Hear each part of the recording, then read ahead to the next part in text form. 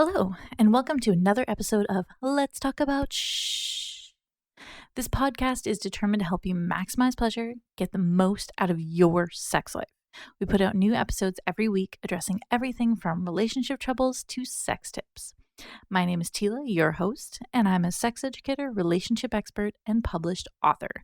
I thrive on helping people just like you connect with their sexuality and understand what's happening. It's literally my favorite topic. I will talk your ear off about it whenever I can. So if you love learning about sex, dating, relationships, consent, gender, everything related to that, you have completely come to the right place. You can check out additional resources I've got completely for free on my website, exploresextalk.com. Also, if you have any burning questions, or just any questions at all that you'd like to have answered in upcoming episodes, please send those in to questions@exploresextalk.com. So today, we are going to talk about communication and how it impacts our sex lives and relationships. We're talking about good sex here. Talking about it. Oh, yeah. So communication plays such a huge role in so many areas of our life. I mean, can you name one area of your life where good communication can't make an incredible difference? When we're able to communicate clearly, things just tend to go smoother. We are able to understand, what other people are saying. We feel understood. We have an easier time getting our needs met. And we just are able to form better connections with those around us. And being able to communicate effectively and openly and honestly with your partner about your boundaries, your concerns, your emotions, your state of being, it can make or break a long-lasting relationship. And I mean, this is regardless of the type of relationship you have with the person. We're not necessarily always talking about romance either. It's applicable to family relationships, friend relationships, any type of relationship you have can make a big difference. And it can also mean the difference between a rewarding relationship and potentially an abusive one. Now, most of us are never taught to communicate effectively. We learn how to communicate primarily usually through our families. Those early lessons from our caregivers, that can end up impacting our entire basis for communication throughout our whole lives. As we grow, we start to learn, other social skills from our peers, our romantic partners, our friends, our, examples that we see in media such as movies and TV. And sadly, these places are not always the best teachers of how to communicate properly. And what's even worse is that when we're talking about sex and romance and romantic relationships, those models and ideas and expectations often lead us into bad places. Why does this happen? Why are some people so bad at talking about sex? And the reason is that, most young children are actually really heavily shielded from conversations about sex. It's considered so taboo for children to hear or see or, have anything to do or have any understanding of sex in nature at all. And this stems from this fear that early exposure to sexuality is going to corrupt or confuse or even traumatize young children. Many people have had this experience, as a kid, walking into a room and having all the adults hush up immediately. Sometimes we can even tell, or we're able to tell just enough of what they are talking about to know the subject. And this creates this whole sense of awe and secrecy, or even sometimes shame that becomes associated with sex. Because, if it wasn't shameful, why wouldn't people talk about it? Why are people embarrassed to talk about it? And all of this keeps us from learning what we should really learn to help us build those fulfilling and healthy relationships. Sadly, as people grow older, this conversation tends to remain taboo because people have come to internalize that message that sex is secretive or shameful, and they become so easily embarrassed because they don't have the knowledge that they feel they should, or they haven't had good models, role modeling how to talk about sex. And when everybody else they know is super embarrassed about it too, it just sort of perpetuate it. Their whole life. Most people have been shown that it's taboo and embarrassing. And so many of these feelings are compounded by that lack of proper sex education. Most of us didn't get it as kids. I didn't get it as a kid. I had to learn everything on my own. And a lot of people have that experience. Sex ed is very spotty. It doesn't give you everything you need. So not only do people have this demonstrated model that sex is super embarrassing to talk about, but there's also this huge gap in understanding. People feel uncomfortable because they don't have the right words or the right knowledge, or sometimes they don't even feel comfortable with their own bodies. And that plays a huge role in how we talk about it, or sometimes, in many cases, how we don't talk about it. So, our early lessons in communication around sex have set us up actually for mediocre or, in many cases, just plain bad sex lives. Thanks to all this secrecy, society has perpetuated some pretty ridiculous notions about sex and sexuality that have formed because of, people's lack of knowledge. A good example is there's this idea that some people just have this innate knowledge and because of some natural ability. They're just instantly amazing at sex and it's just all natural. It's charm, it's charisma, and people just have it or they don't. And if you don't have it, you're just plain out of luck. Ideas like this play a huge role in the expectations and fantasies that people have.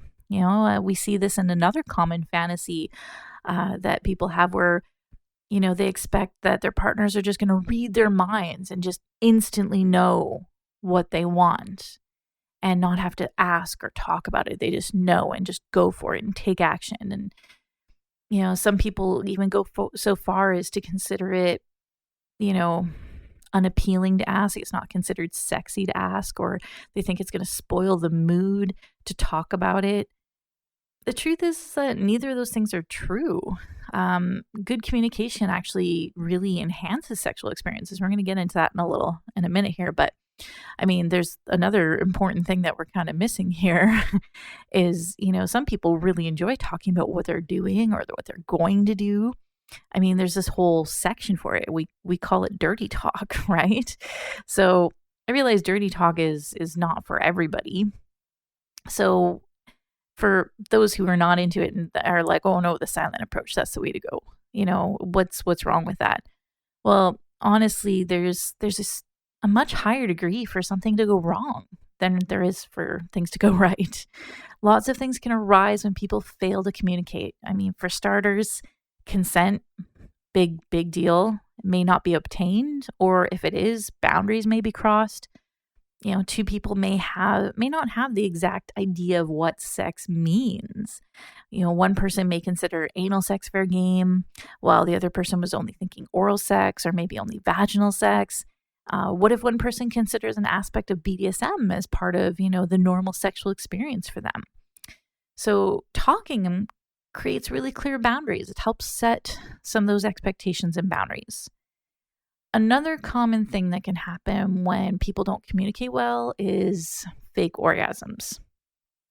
Sometimes, when we're engaged in sexual activity, people feel a lot of pressure to please their partner. And this goes both ways.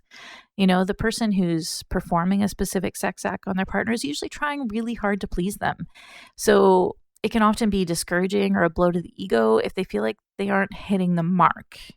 Which means the person on the receiving end of that attention may also feel pressured to give their partner, the satisfying knowledge that they're doing a great job. And if this person isn't comfortable communicating what they want, this is often where some people will fake pleasure just in order to move the activities along to get past that awkward moment. And unfortunately, faking an orgasm, it not only betrays the trust of your partner, but it can also increase the chance that they're going to go back to those same moves because they were led to believe it's what we wanted, and what ends up happening long term is people end up losing interest and satisfaction in sex, and couples end up having less and less and less intimate moments and less sexy moments. While, this the dissatisfaction increases, and it can actually ruin couples. They end up feeling disconnected. They have less intimate moments. They're not sure how to close that gap with emotional intimacy or talking or communication, and it can actually lead to a lot of breakups. So, when we articulate what we want clearly, our partner has a chance to decide if they can and want to meet our needs. It's an easy step to having so much more fulfilling and pleasurable sex. We're also teaching our partners to be better lovers for us. In many cases, this can be as simple as letting them know, hey, this is a great spot, or feels really good, just like that. Or, hey, can you move a little bit to the left, a little bit to the right? I don't know, speed up, slow down, hit me with some dirty talk. These are all simple ways we can communicate little desires. Another advantage of being open and communicating is that it can actually open up some other doors as well. I mean, there's this whole wide realm of sexual experience and sensations that people may wish to explore, but it's not considered automatic or default for most people. So when we talk openly with our partner, we can actually talk about exploring some of those desires and interests. It gives couples a chance to try some different things and explore different sexual fantasies. Not only can this lead to more satisfying sex, but it actually deepens the bonds of intimacy in your relationship. You feel more connected and more intimate with your partner. So, with everything that we've covered, I mean, this should be no surprise that effective communication is really key in having successful and rewarding relationships and sex.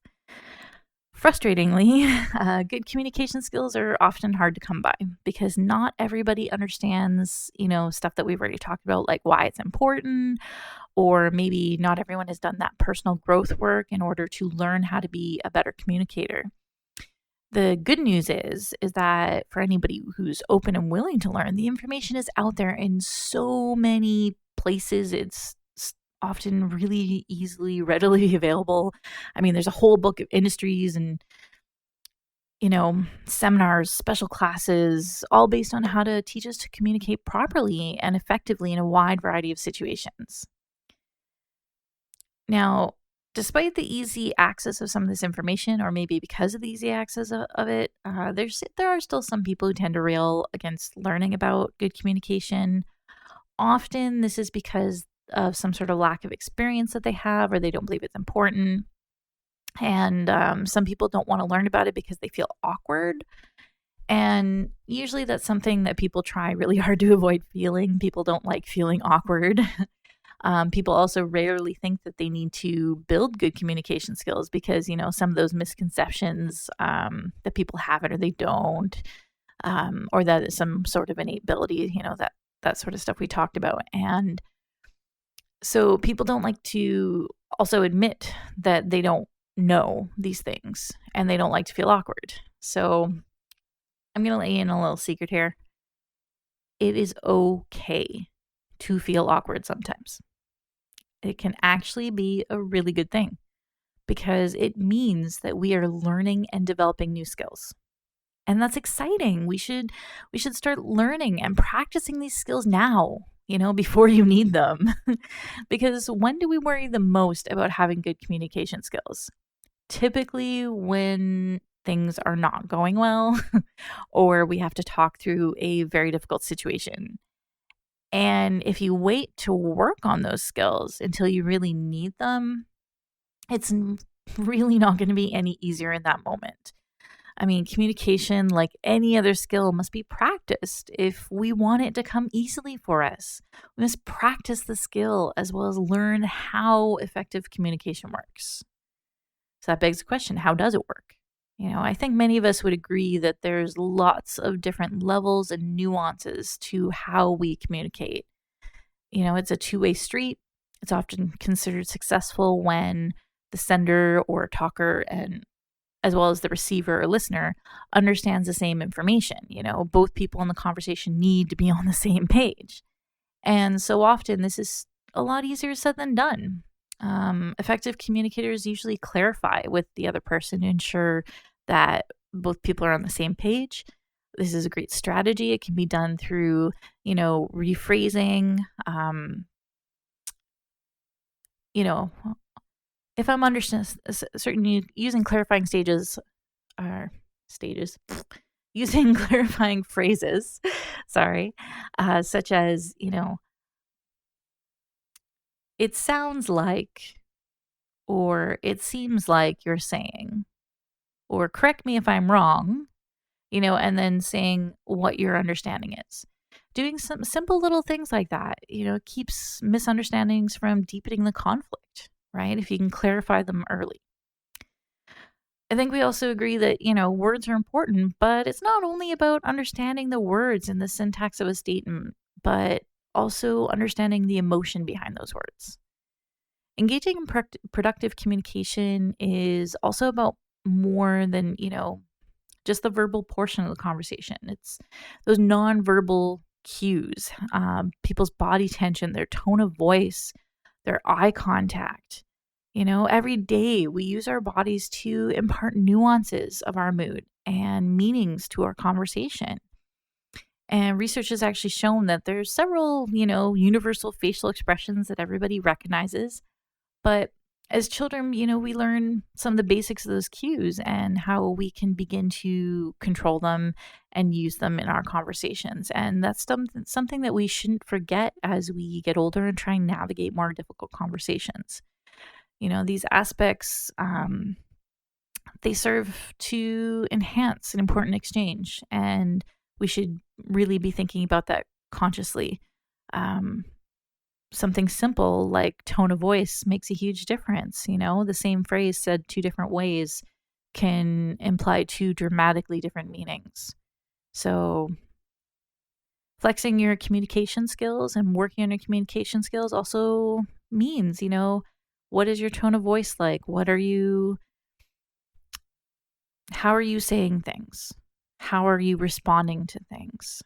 Not just in the words you choose, but also in how you choose to say them. Now, it's important to remember that just because a conversation has the potential to be sensitive or difficult doesn't mean that it should be avoided. It is often these more difficult conversations that are the most crucial. Many people avoid them because they find it uncomfortable. And that's a pretty natural reaction. I mean, who likes being uncomfortable? Not many of us. Unfortunately, when we avoid conflict in this way, it makes bigger issues and creates more problems. And this can really lead to kind of like a snowball effect that ends relationships. People continue to let little things that are bothering them slide until it builds up to a point where they just cannot take it anymore. They reach that proverbial straw that breaks the camel's back. And suddenly, this fight is not about one thing, but a long history or pattern of things. And fights like this can be really difficult to resolve. If we can encourage our partner to discuss these issues with us as they arise, there's going to be less chance of that resentment building up. And it gives us a better chance to build a stronger foundation for healthy relationships. Now, I'm not going to go too much into fighting here because we did do an episode all on fighting in relationships a few weeks ago. So if you're interested in learning more, I definitely recommend going back and checking out that episode. So that's it for today. Thanks so much, everyone, for tuning in for this week's episode. I hope you enjoyed it. If you did, please like, subscribe, share. Know that, let me know I'm not speaking into a vacuum. I love it I love to hear from you guys. I love to hear your feedback. I love to hear your questions. I love to hear what you think worked well, what you would love more information on. So please do not hesitate to email in. This podcast, of course, is available on pretty much all the podcast platforms. Sorry. And actually also recently got accepted to Apple Music. So yay, Apple Music. Anyway, so tune in for next week for another fantastic episode. In the meantime, I wish you all fantastic, amazing sex and to stay safe and stay sexy. Take care.